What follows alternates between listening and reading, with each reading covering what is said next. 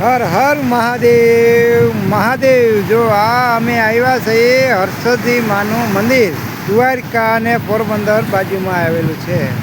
દરિયા કિનારો જોવો, અહીંયા તોફાની દરિયો. અહીંયા એવી કહાની છે કે હરસિદ્ધિમાં શેઠ જગડુશાનો વાહન ડૂબી જતું હતું, એને બચાવ્યું હતું. આવો કંઈક ઇતિહાસ છે. મને બહુ જાજી તો ખબર નથી, કાંઈ ભૂલ થઈ હોય મારી કહેવામાં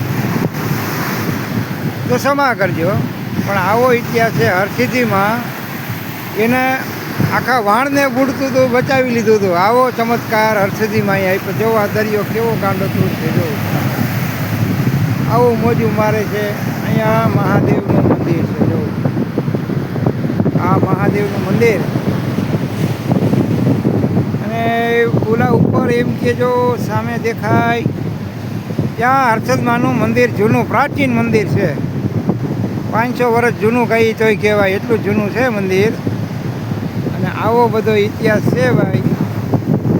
હર્ષદમાની દયા એ સારી છે બધી ઉપર. પ્રાર્થના કરો અને કંઈ મનોમન માનતા રાખો તોય આશા પૂરી થાય, એવી બધી માન્યતાઓ છે. આ દરિયો જોઈ શકો છો. અત્યારે અહીંયા મંદિરનું સારું કામ હાલે છે, બધું ફેરફાર થઈ ગયો છે. પગથિયા આ જે હતું ત્યારે સુધારો વધારો થઈ રહ્યો છે. અહીંયા જો મોટો બગીચો બની ગયો છે.